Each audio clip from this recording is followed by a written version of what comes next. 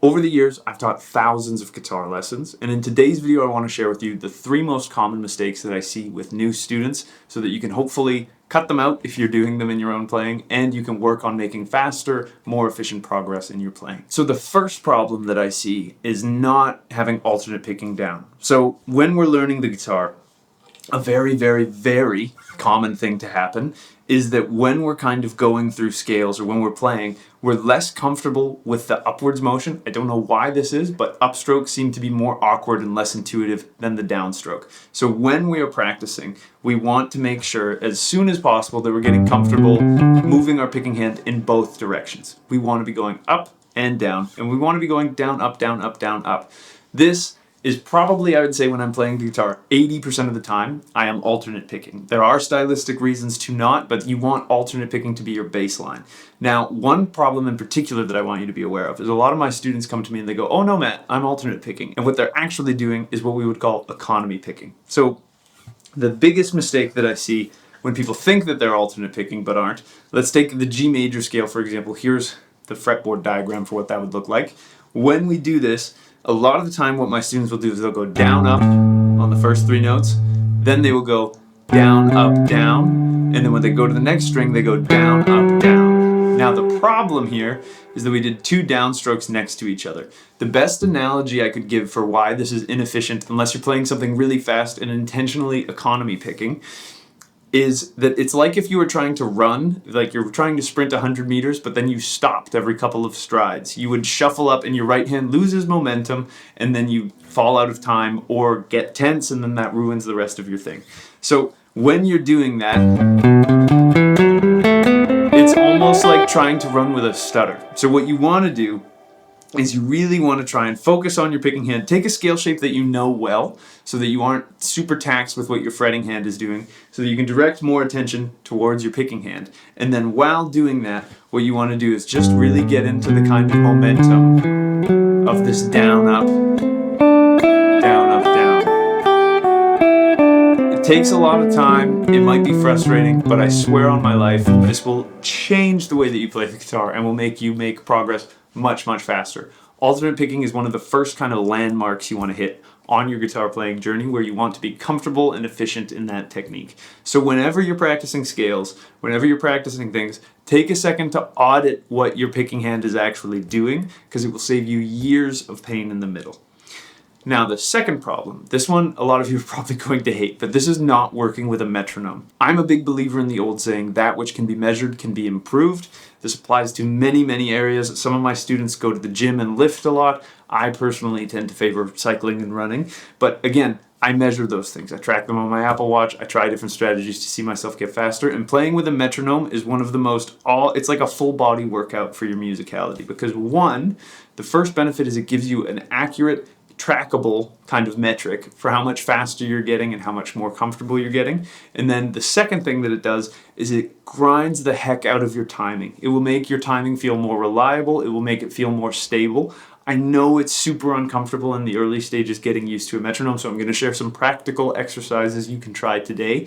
But I swear on my life, playing with a metronome is going to be great. One of the biggest things that separates a good musician from a great musician is the solidity of their time feel. You want it to feel solid, you want it to feel confident, you want it to feel authoritative. It's kind of like if I was giving you this lesson, but I was talking kind of nervously like this, versus when I talk to you in a clear, confident, and kind of just straight ahead manner. So time feel is a lot like confidence when you do it. Now, let's say we download a free app on our phone. I am a big fan, if you use iOS, of an app called Metro Timer.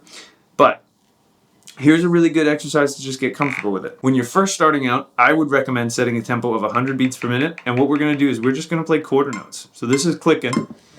And a quarter note is 1 click or 1 strum per click. So what we would do, pick a note, any note. Let's say we're doing G on the 5th fret of the D string, and I'm going to go,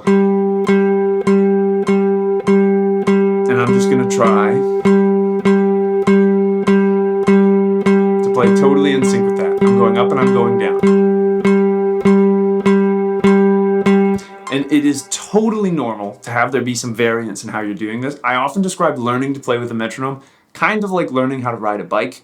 When you first get started, you're going to be wobbling, your balance is going to be off, it might be a little bit sketchy, but over time it kind of balances out. The best thing that you can do is if you feel yourself kind of pushing and pulling a little bit, just try to stay in there, stay the course, try to stay upright on the bike. Don't fall off the bike, and see if you can just maintain a constant kind of speed. Then the next step of this would be still quarter notes at 100.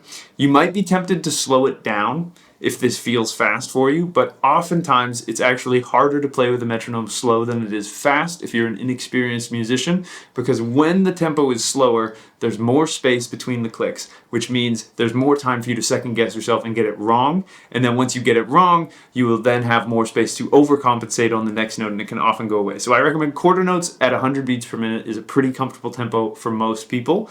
The next step would be to try this with a scale. So let's go back to that G major we were doing. Before you start with the metronome, this is another thing.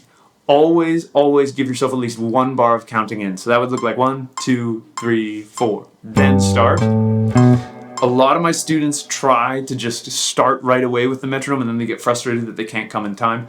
I've toured nationally multiple times. I've played with award-winning musicians. I've played sold-out jazz clubs across Canada. And every single time I've played with these people, the tune has started with a 1, 2, a 1, 2, 3, 4, so that everybody can feel the tempo and embody it. If you try to just jump in cold, it's kind of like trying to jump out of a moving vehicle. You're gonna faceplant, basically. So when you do it, give yourself 1, maybe even 2 bars. 1, 2, 3, 4, 1, 2, 3, 4. And again, if you start to vary a little bit, that's okay. Just try to have your general accuracy be around 80%. And see if you can get into it. You can also do this with chords. So say I was practicing a chord progression that went G, C, D, G. 1 strum per chord.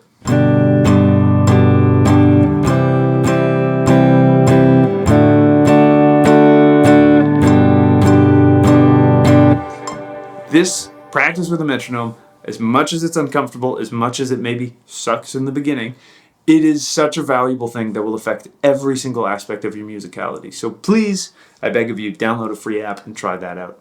Now, the third biggest mistake that I see is a lot of my students waste time on drills. Now, even as a professional musician, I don't have as much time in the day as I would like to play the guitar. So for all of my students who presumably do not have as much time in the day for me to play the guitar, it's not their job, they have even tighter time constraints. Now, one of the most common time wasters I see with the drills is these things like the spider exercise, which if you aren't familiar is this little exercise that goes 1, 2, 3, 4, 1, 2, 3, 4, 1, 2, 3, 4.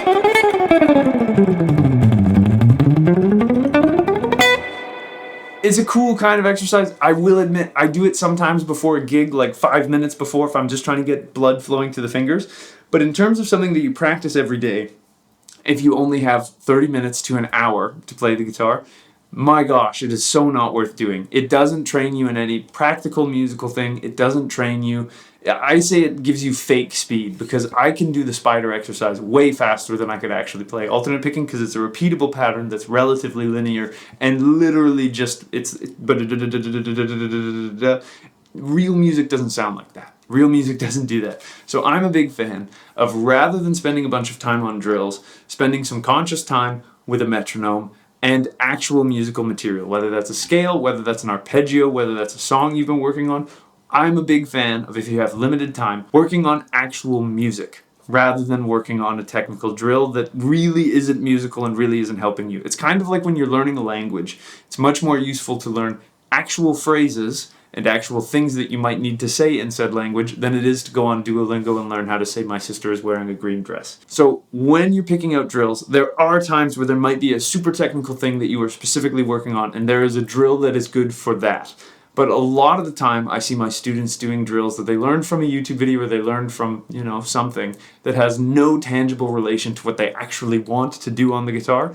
And to me, that's a complete misuse of practice time. So there's my 3 biggest mistakes that I see students make. If you want to book a lesson with me, you can check out the link down in the description below. I'd love to work with you on whatever's troubling you on the guitar. If you enjoyed this video, I'd really appreciate it if you can like and subscribe. It truly helps me out more than you can know. If you're looking for a way to support me and what I'm up to, you can check out my Patreon page down below. All of my patrons get early access to videos, cool behind the scenes sneak peeks that I don't share anywhere else, and it's just a wonderful little community of guitar lovers, so I'd love to see you over there. Another great way to support me and what I'm up to is to check out my ebooks and my video courses, also linked down in the description. It's a great way to get some more in-depth educational content from me than I could go into in a 10 to 15 minute YouTube video. And last but not least, I have new videos coming out every single Monday and Thursday, so I hope I'll see you in the next one. And until I do, I'll wish you a wonderful day, and I hope you have some fun playing the guitar. Thanks.